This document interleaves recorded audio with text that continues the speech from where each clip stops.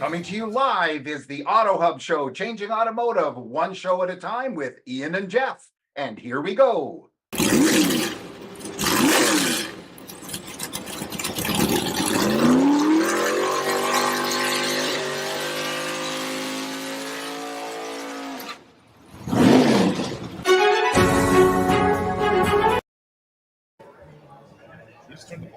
Oh.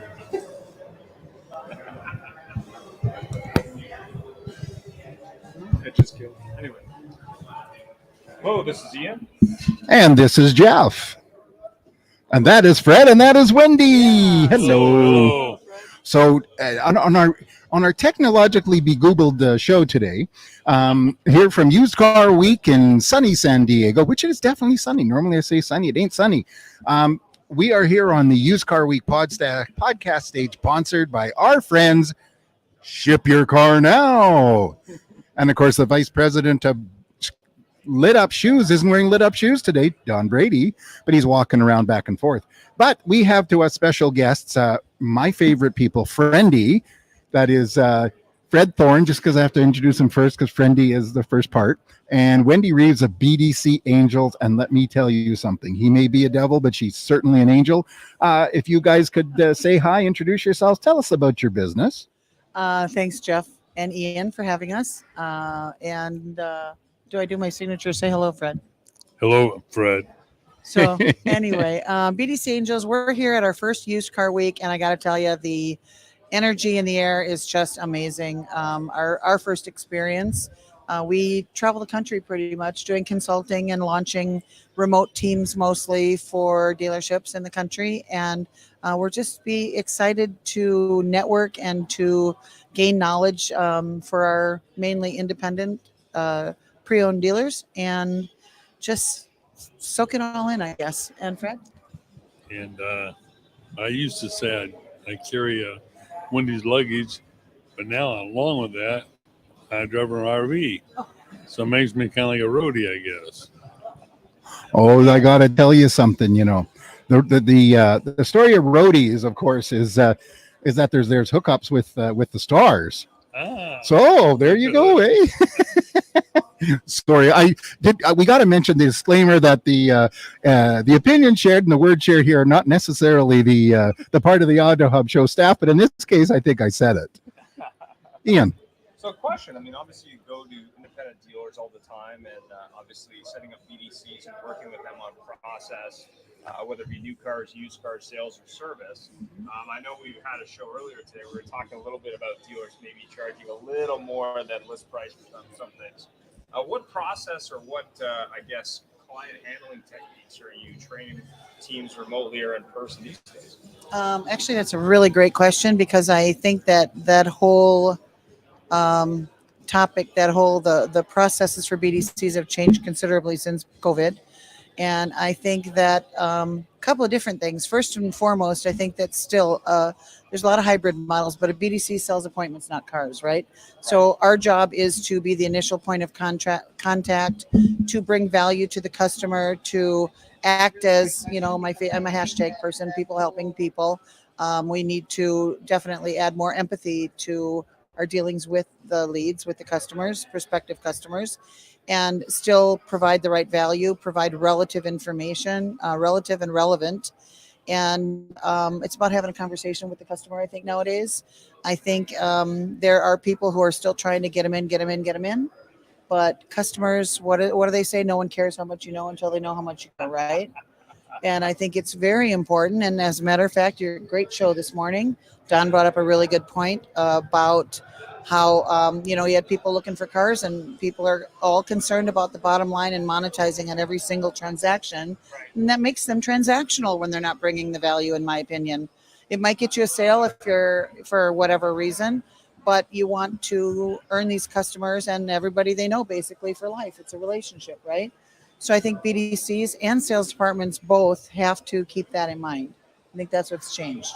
So what's your thought on the fact that some of these dealers, whether it be that selling dealer or a servicing dealer, after the fact, let's say a couple of years later, when you're having to bring them back in to maybe buy another car, what's your feeling on the best way to deal with that?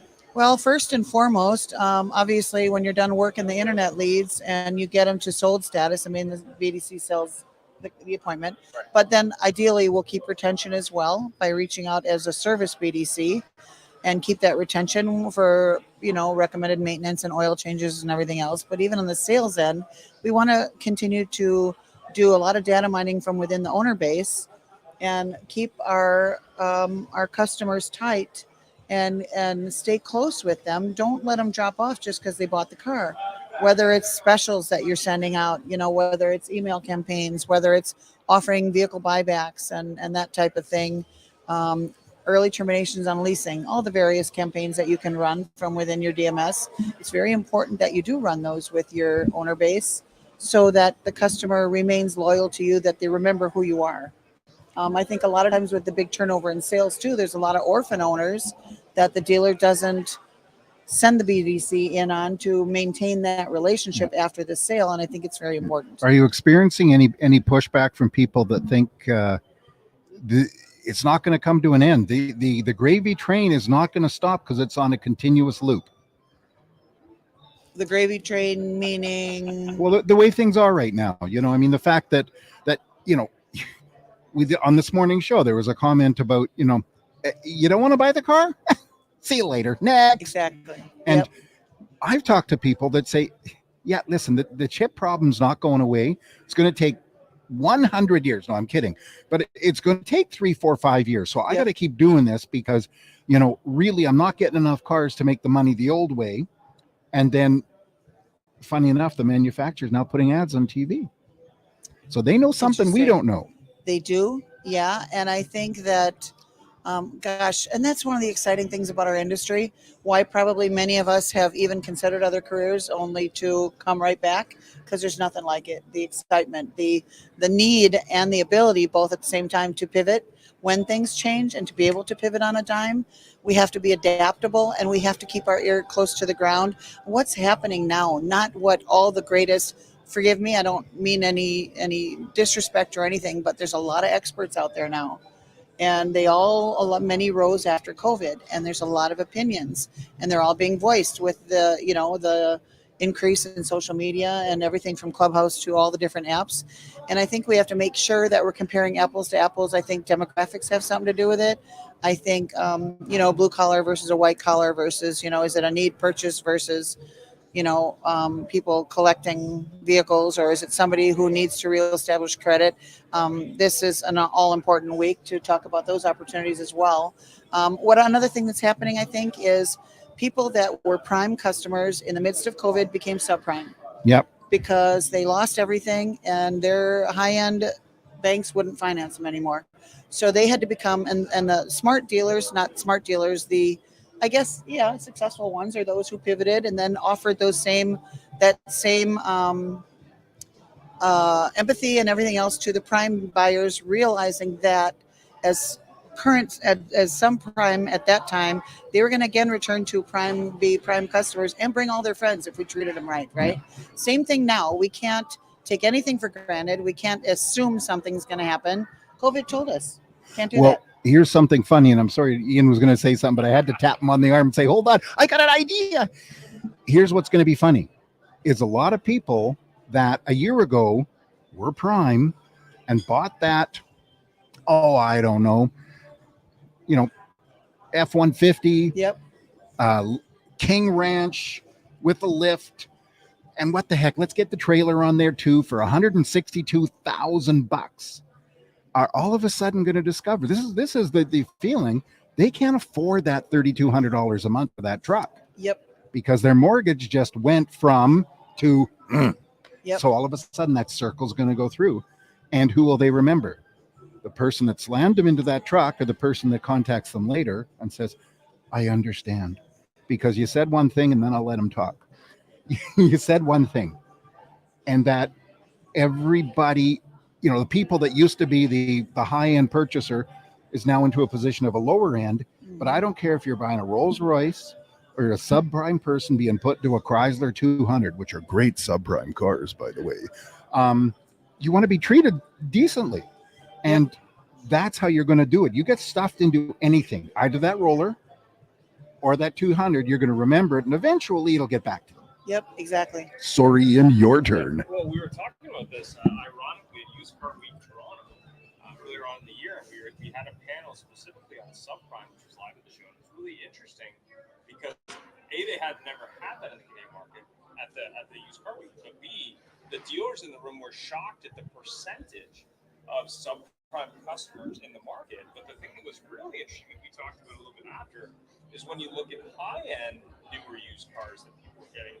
That's also an interesting subprime market that I think is expanding, because just because someone can afford that payment or payments in most car cases doesn't mean that their credit's perfect if they don't have interesting financial background. So as you look at not only the cars, but the lenders who are now selling cars or funding cars for $30,000, $40,000 over MSRP, when negative equity used to be an issue only on, let's say, for example, the domestic side. Yep. What about when a Honda comes back and it's $10,000 negative? I mean, what's that going to look like? Or a Chrysler 200. Exactly. Yep.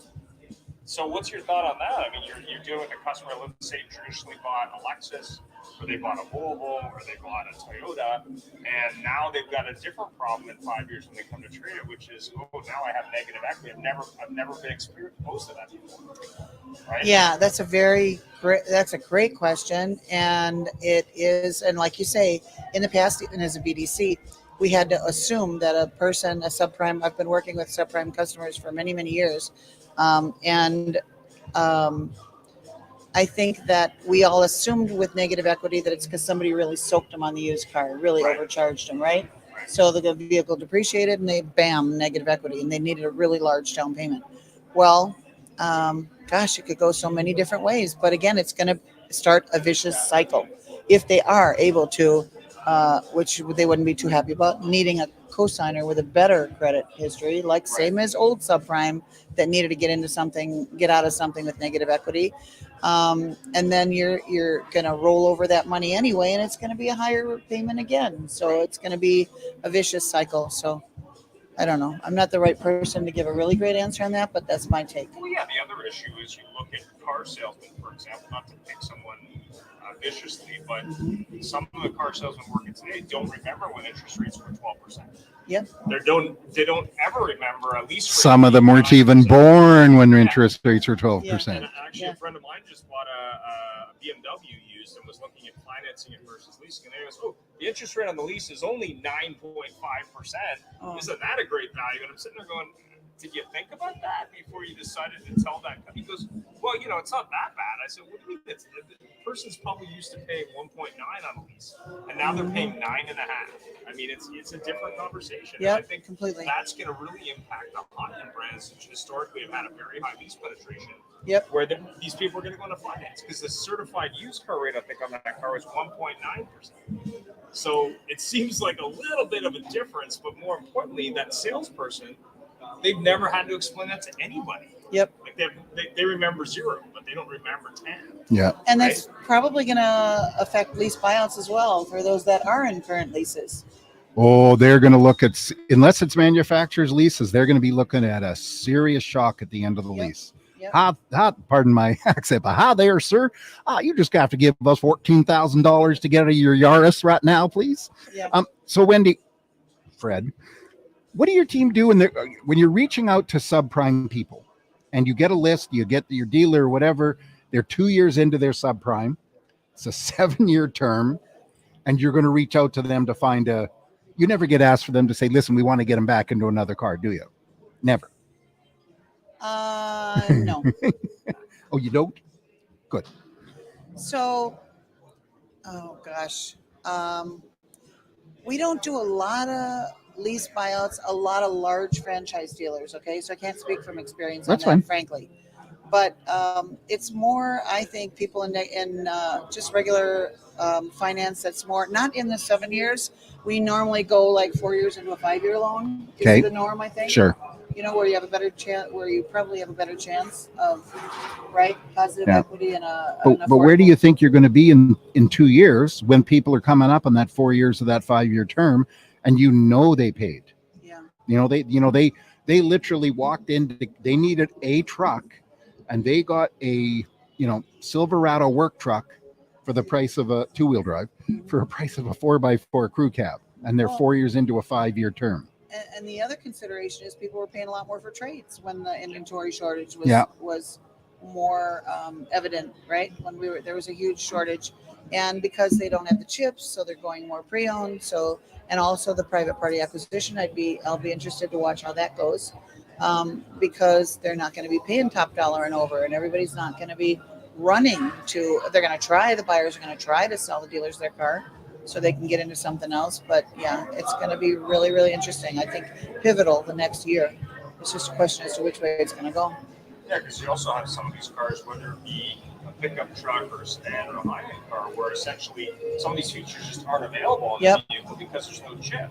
I mean, that was kind of interesting, sort of being a fly on the wall watching this negotiation was, well, yeah, you could buy the new one, but those laser lights don't work because we got this problem. This used one, it's less money, but the interest rate's high, but at least some of the features work. And I'm sitting there going, so this is I don't know what the price on this thing was. I think it was something like around $100,000 to me or something to that effect. And it was like, so I'm paying more for a new one, but it doesn't have, well, it does have the features, they just don't work. Yeah, yeah. I like it. Go with the new one, but if you go with the used one, you actually get to keep your heated seats. Is that plan on your heated seats? I love that one. We're going to turn on. Certain features available only if you pay extra for them, like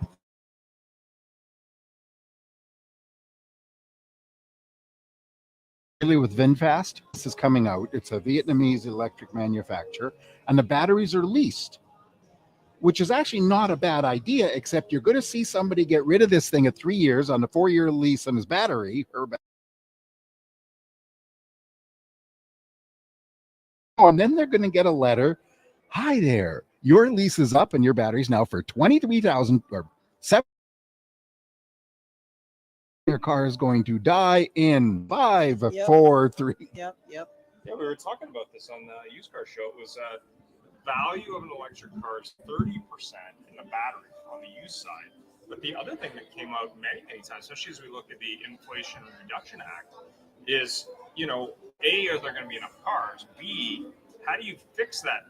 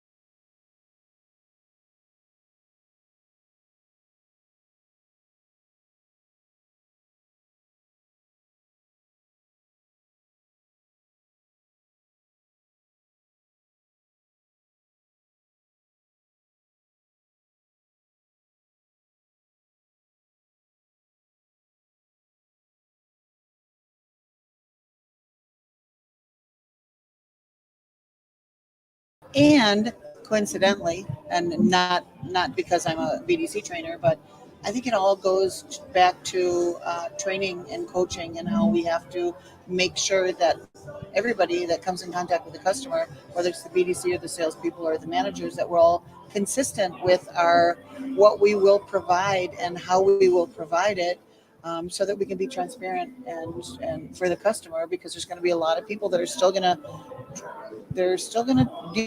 talk double talk whatever to get them in and do whatever, the people that are sticking to the old ways. Interesting thing, just to show you how important, like what the one hand knows what the other one is doing. We have a Chevy dealer that we work with that they can't get the cargo vans, and apparently there's a 2-year waiting list. and they have a number of them on the website, but they're all sold. And the nature of the inventory management system or whatever is that the minute they hit the DMS, they hit the inventory. Hey, what they're is on the this website. 40 grand for a big white box? That's a lot of money. No, it is, and it is, and they're not going to be available. So the BDC is setting the appointments. The customers are coming in. They're getting mad. So whatever it is, you have to figure it out before you bring them in your door. Yeah. Whether it's the batteries or whatever it is. Yeah, I mean, it's interesting that you bring this up. I mean, there was a dealer in our market that was selling a used Tesla, and they'd advertised that Tesla with autopilot or auto drive or whatever it is. Customer bought the car and then took delivery of it, and then he called Tesla to register it. They said, no problem, we're going to register it for you. And they took the feature off because it wasn't actually on the car. And something they said, oh yeah, we can add that to your car. You can pay for it in the car. It's only $7,000, but we'd be happy to accept payment. And then, of course, they called the dealer, and the dealer said, well, that's not really our problem. We don't make the car. And then there's this back and forth over who's to blame. Hey, man, it's not my fault. Yeah. What do you want me to do? I don't make them. $7,000 problem. But the thing that's ironic is I see a lot of dealers who are stocking used Tesla cars of various types and other used electrics, but they really don't understand. And it's challenging enough to sell a car that maybe your sales team knows about or you can see. But what if you're stocking cars that are electric, for example, that you just don't know anything about? And then you make an error like, oh, yeah, I mean, the battery I thought was at 80%, and I sold it as at 20%. So when you're looking at 30% of value, I mean, that's also another question as you look at cars from, say, Florida or elsewhere that were underwater as we go into 2023. I mean, you're going to see these cars show up. Oh, yes. So the question is what happens there. But Ian, you just coined a new term that's well known in the car business, underwater, but this time literally. Submarine commander observation. But it reminds me of what was it, 2010, 2011, 2012, when my old group, Amato Automotive in Milwaukee, when the ships had gone down with the Mazdas on the water. Do you remember that? The Mazda 3s? Yeah. And instead of saying on for order outs, your car's on the water. In other words, it's en route, it's underwater. Yeah. So I want to change gears here a little bit. What is it? What do you want? You don't have a booth here, and I know you want business, but what do you guys want to? What do you want to glean from the show? Because you guys are a show fixture almost everywhere. And before I ever met you, I was connected with you on LinkedIn, but I see you're there all the time. And what is the big thing for you to come to this? For me, it's not only the education that I get, but I'm a person that I like to look at different perspectives. And one of my favorite quotes, Wayne Dyer, if you change the way you look at things, the things you look at change. And I think, and that goes to mindset training as well. I think we all, like fingers on a hand, we all need to know. And again, the people helping people, we need to consider the mindset of everybody involved. And I like to learn from a vendor perspective, from a dealer perspective, from just another random vendor employee or whatever, somebody who's not lining who's not monetizing. And honestly, we don't really come here to monetize or anything. We come here to meet people and network and see how we can help one another and support one another. Like in early 2020, a lot of these guys that are really big now, a lot of these vendors, and there'd be too many names to drop, so I'm not going to, but they were all together in clubhouse rooms in early 2020, COVID, right? Yeah. A lot of the guys came to my BDC practices room on Wednesdays, and they've all got great AI solutions and all type of vendor solutions now. So initially it was to meet in real life, right? To meet all these guys that we had known so well when we networked. Yeah. That was the big thing when we went to our first convention, which would have been what, NADA in the spring was the first one, maybe? Digital sales, or digital. Was the first sort of open one. Okay. 2020. Well, but we only went this year. 21. We started in spring of this year. We were in. NADA. There was one in April, which I think was NADA, NADA, and then we did whatever was in Tampa in May. Driving sales, maybe? Oh, no, digital dealer. Yeah. And so, sales, and we basically come to each one, like as many as we could, for that, to network, to gain knowledge, because a lot of my independents say, okay, Wendy, what's the latest in AI, or what about this texting solution, or what about that vendor, or what about who's doing what for, and without having my own like round table or 20 group or whatever to tell the dealers all together. I want to learn things and then apply it to what I know we're kind of more of a boutique kind of thing. We kind of cater what we do to the dealership and their demographic. So what do I see or what do I know that I know is going to help this client is what it is education. So Fred, how about you? Why do you like to come to these? Here. First thought. Carry your new luggage. All right. Now, whoever started that, so anybody who doesn't know, they say, Fred, what do you do? I carry her luggage. And now he says I drive her RV, but he does all our social, and he loves to network and does a lot of selfies and does Fred talks and he's just amazing at social. So, but what do you like about these? I'm new into this. But not the business. Forget about Yeah, the business. Fred's trying to tell everybody right now, I don't talk. He's on to something. So you gotta talk. What do you like Just about meeting people, See? And I like to talk to people. Not this is new to me this year, but just meeting people. A lot of cool people. Our industry is full of cool people. I have to say that you walk around and you meet people, and the best part for me has been, and it started at NADA. I walk the 6 miles between the two halls. Mm-hmm. I walk into the main, the main hall. I don't know which one was the main. This is the bigger hall. Yeah, the CES hall, I think. Yeah. And then there was the weird food court. The weird food court. Yeah, the non-food court. It wasn't open. But I hear somebody, Jeff. And there's a lady from Spin Car, which was Impel, which was who knows, from the country, Georgia, which is like way over there in the Black Sea and all that stuff in Asia. I hear Jeff, and I look, and it's her. Comes up, gives me a big hug, and of course I'm going like, "Hey, this nice lady saying hello to me," and I recognized her, but wow, my favorite line there was, "You aren't 4 inches tall," and it's very true because depending how many people get on the show, they could be 4 inches tall, or they could be 4.5, or they could be 2 inches. And that's what's a great thing, is meeting all these names and faces and people that before we're here on a computer. Yep. Yeah, you look at Gail from driving sales, and then from NADA, lots of different people, Digital Airstrike, and a whole bunch of other companies, Poly. Really, it was about really getting together with people that maybe you hadn't seen since the last NADA, which I think was in late 2019, if memory serves me, where it was the last time where really people got together at scale. And I'm really interested to see how it goes in Dallas, because I don't know when the last time NADA has been in Dallas, but more importantly, it's a different venue than Vegas, which I think is interesting. But also, I think it'll be exciting just because it's not Vegas. Nothing against Vegas, but I think it's just a new place. But you travel to a lot of events and travel a lot around North America. I mean, what do you think is the best city for one of these things? Oh gosh, I'm just learning because it's our first year, and a lot of people tell me, listening to vendors and even dealership people, oh, I go for the parties, or oh, I go for this, and it's not necessarily a generational thing, but I think even that is changing. I think that honestly, I got a lot of feedback. I listen, keep my ear close to the ground, and I got not myself, because it's all new and it's all a whirl and I love it all.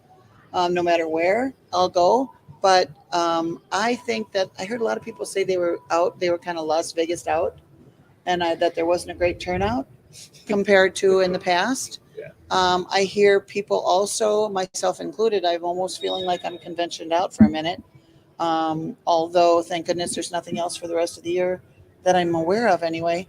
Got a little bit of FOMO for a couple that kind of overlapped one another, but wherever it is, I think it's exciting at the prospect of just meeting people in our industry and comparing notes and helping one another to meet whatever, challenges we have and celebrate our triumphs. And if I can throw one more thing in. Of course. Another exciting thing to me about the conventions, and I felt it most, where were we, honey? Was it Tampa probably? There were so many flavors of BDC there. In other words, different trainers and consultants and everything. Oh, I thought you were talking mocha, caramel, I'm talking service BDC to internet sales, to BDC, to hybrid BDC, to on-site, to remote, to work, to I mean, on-site work from home, so many different varieties and so many great BDC people and internet sales-minded trainers and consultants and teams that we all offer something different Yep. because not everybody's a perfect fit for every dealer. Yep. And I think the opportunity, I think this is a year for BDC, especially, and look at fixed ops, how it's exploding too. And shout out to my girl, Kaylee Filio, because parts is finally on the map. Yep. Parts departments. That makes Absolutely, me really totally agree. exciting, Yeah. really excited. So we're finally all coming together and all giving attention to things that have been discussed for years and years. And there's a bunch of different delivery methods, and whether it's an LMS system or whether it's conferences that like everybody has, whether it's Jonathan with his Pinnacle on the East Coast, or like I know everybody are starting podcasts and such. There's so many different venues with which we can enrich our dealers' experiences. So Yeah, it's interesting you bring up parts because there's always that cliche parts can you hold. But I think when you look at merchandising, and we were supposed to have a show today on merchandising, unfortunately we're here at the event. But I am going to be writing an article, and we will do shows next year on merchandising because when you look at examples like Harley Davidson dealers or even some BMW dealers or even some Porsche dealers, I mean, they get merchandising, but if you don't have inventory and you still got that overhead space, why are you not merchandising and spreading the word on your parts or your clothing, etc.? I mean, Jeff can speak a little bit to Harley, having run a Harley store, but my estimation based on people I've talked to is it's about 40% of their business. There's no reason a big BMW store like the one in Vancouver that's 200,000 square feet couldn't have a bigger boutique section. But more importantly, that they couldn't get their salespeople involved with saying, hey, you're here buying a BMW. Why don't you get the hat, the shirt, the bike, whatever it is. Oh, yeah. Well, there's a great example. You get the BDC, the post-sale follow-up, because let's not kid each other. Even the best salesperson is not going to call somebody back in their follow-up and say, hey, did you look at the cool shirts we got here? Or why don't you upgrade your wheels? Yes. Or somebody else calls them up. Are you happy with the car? Are you happy with the service? By the way, you can get, and here's a gift card's going to come to you for Christmas to get you a discount or something. And the Harley world, I have to tell you, we did something called a poker run. Every time somebody bought a bike, they'd go into F&I and they'd sit down. And the way that one worked was the finance manager would talk to them, would take a credit app, etc. And then while they were working on the numbers, even if it was a cash buyer, they said, let me get you the total. But meantime, come with me. They'd walk out of the office into the center of the building, the showroom, through all the bikes, past the parts. In the center was the clothing, and ring a bell. The usual, whoa, of course, which everybody likes to do now. And then they introduce them to the motor clothes.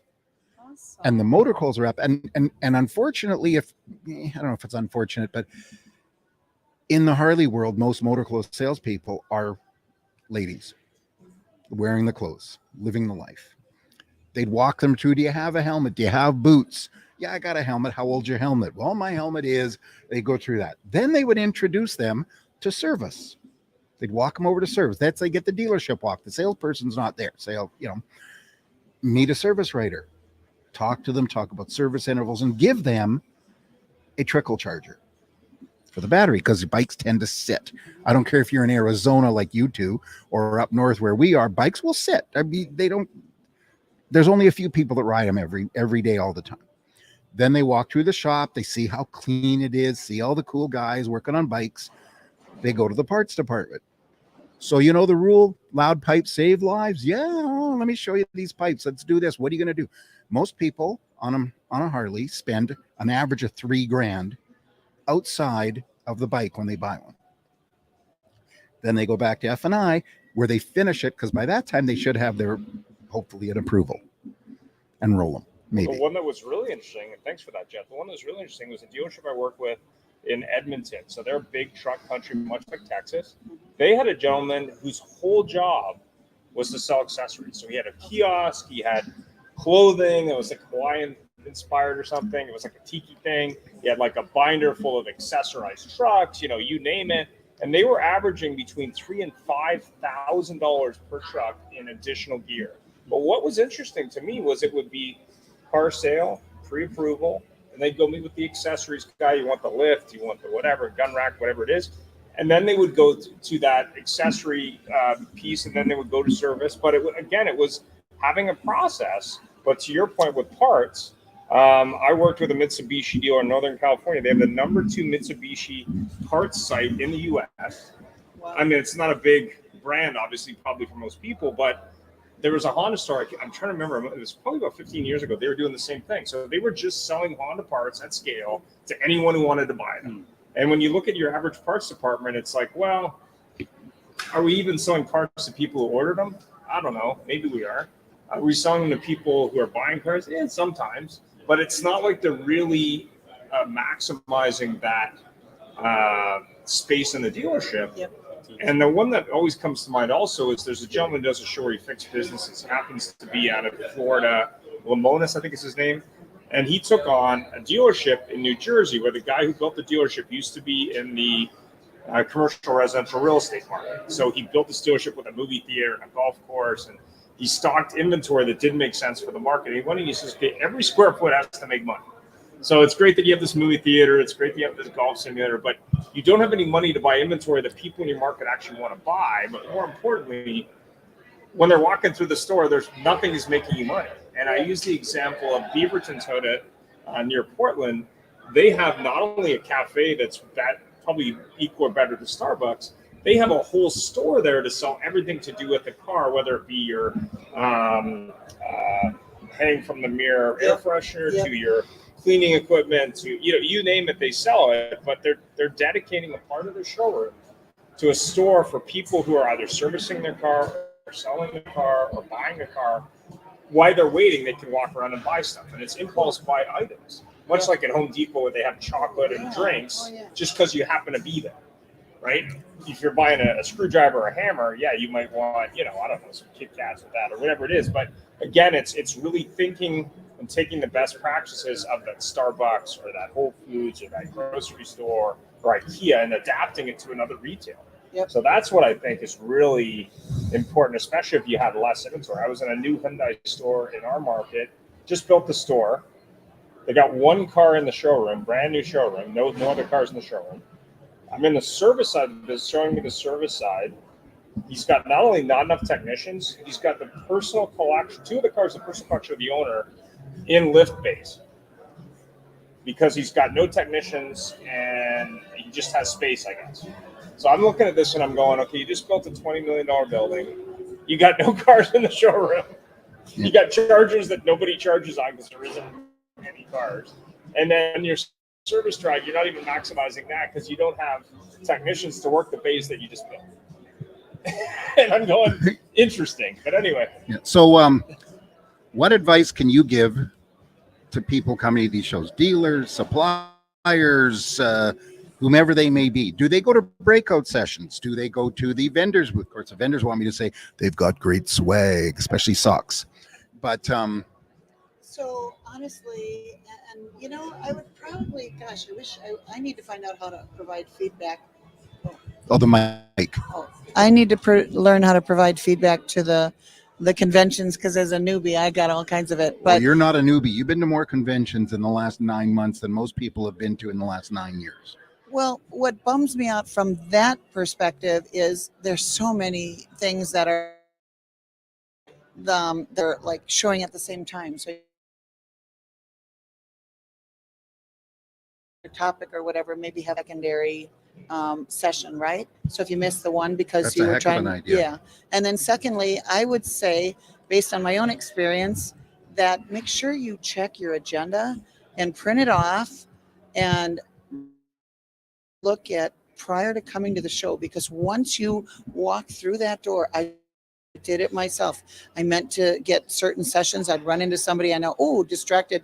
I'm distracted by shiny things, but I'm also Squirrel. distracted by smiles, by Which are happy, shiny like things. people I really want to, yeah, right? So you totally space whatever it was that you thought you could see it. But so I would say take notes, make sure you plan out your sessions that you want to see, and then mix in the rest, sprinkle in the rest. And do you have any thoughts, Jeff? I mean, I know we sort of threw you into NADA this year, and we've done a few since, whether it be U.S. conferences or Canadian conferences. What's your learnings from the last few events? There's so much. You know, it's funny. The first thing is take your swag. No. Um, I like to joke about it, but there's, socks are very cool. But you're right, because there's so many things going on. And I I come to this at the moment from a different way. I used to be a dealer. I used to come here looking for what stuff can I glean, we'll call it. It's my favorite word of the day. But you're right. There's so many things. I mean, you open up your session and it's, how to get more out of your BDC, Yep. okay, which is a great thing. But of course, who's putting the session on? What I like, I really like the sessions with multiple speakers. And the reason being is you're getting Agreed. a quasi-independent view on things. Yep. VinQ is somebody who we very greatly respect, Danny and that team, and we were joking around, by the way, we should have him up here with the virtual goggles and do the entire thing virtual. Oh, that'd be amazing. But the thing is, if Danny were to put on a session by himself, that has to be to promote VinQ, and their thing is great, but at this show there's got to be 5 different platforms for buying from the public. It's like if you put on a BDC show session, I'd be there, of course. But how many BDC people are there? So here's one last thought, and I know I got to make it short, but I think that it's very important. I was watching too. We set up in front at the beginning of our convention experience, and Fred would take pictures, we'd video for the presenters that we knew, et cetera, et cetera. Now the last show we sat in the back and we watched the crowd. So we were supporting whomever and gaining what knowledge we could. But I was watching, and what I noticed at Digital Dealer and Driving Sales, the presenters, it was actually the BDC thing with Courtney and Brad Pasco, which was fabulous when Sales and Service BDC marry, right? She had a lot of really great knowledge. She shared who her dealership works for. You got the dealership perspective. You had from Brad the vendor perspective. But all the dealers in the room, they didn't crowd up to there at the end of the thing. There was one dealer who was very engaged with the speakers, and he was asking a lot of questions and relating what he used for certain things. And that's where all the attendees went at the end of the session. Interesting. They crowded to his seat. So I think we are speaking to the GMs and the people that we think are the decision makers. I think we need to present to the DPs more.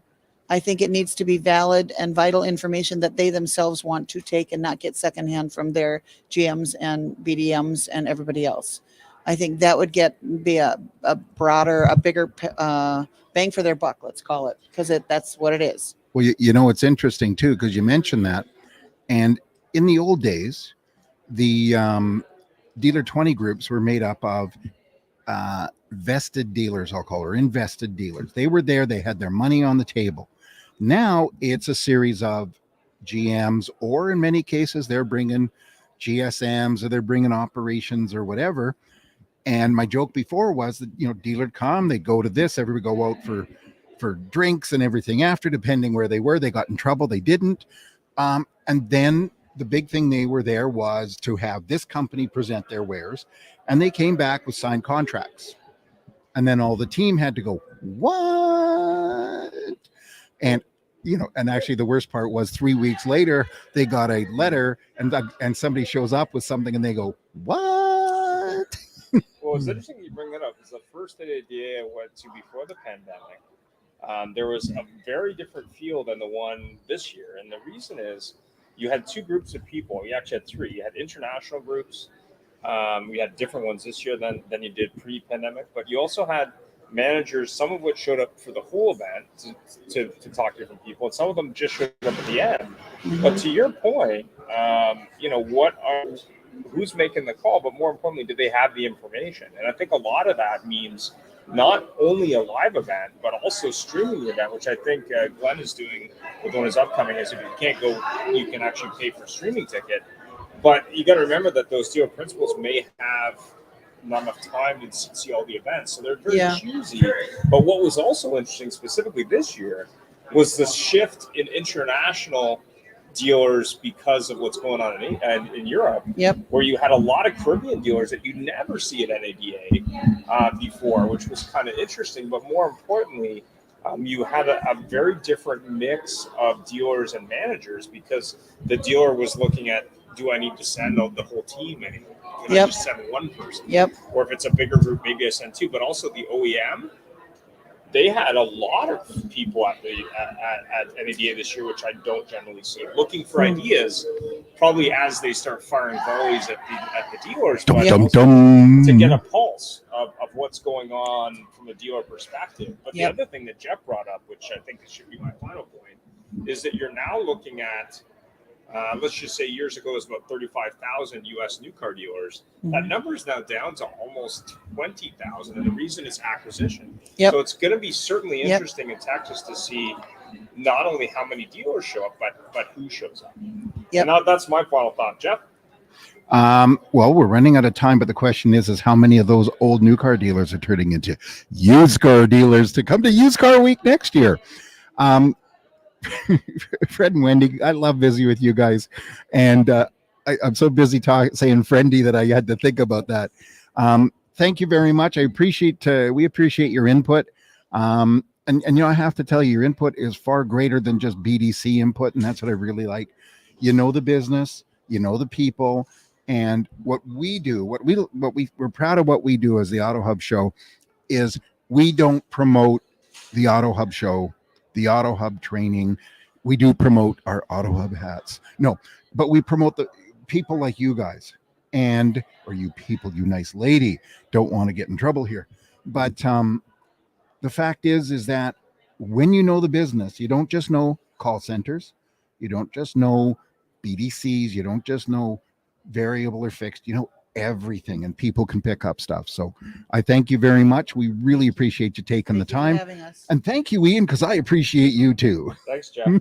Thanks for joining us. It was a great show, and follow us anywhere you would like on your favorite podcast, on Facebook, on LinkedIn, and of course on our YouTube, or subscribe to our own channel.